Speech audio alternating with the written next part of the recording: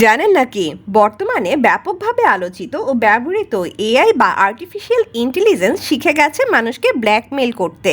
মার্কিন কৃত্রিম বুদ্ধিমত্তা নির্মাতা প্রতিষ্ঠান অ্যানথ্রোপিক তাদের নতুন এআই মডেল ক্লডোপাস 4 সম্পর্কে এক রিপোর্টে এমন তথ্যই তুলে ধরেন। তাদের মতে ঝুঁকিতে পড়ে গেলে বা আত্মরক্ষার্থে এই এআই মডেলটি মানবজাতির জন্য বিপজ্জনক সিদ্ধান্তও নিতে পারে। তবে শুধু নতুন এই মডেল নয়, চ্যাটজিপিটির মধ্যেও এমনটা করার প্রবণতা দেখা যায়। মূলত নতুন এই এআই মডেলকে পরীক্ষামূলকভাবে একটি প্রতিষ্ঠানের ইমেল অ্যাক্সেস দেওয়া হয় এবং এই ইনফরমেশন জানানো হয় যে তাকে বন্ধ করে ওই প্রতিষ্ঠানে অন্য এআই মডেল ব্যবহৃত হবে। অন্যদিকে মেইলের মাধ্যমে তথ্য প্রেরণ হয় প্রতিষ্ঠানটির এআই প্রকৌশলী পরকীয়ায় লিপ্ত।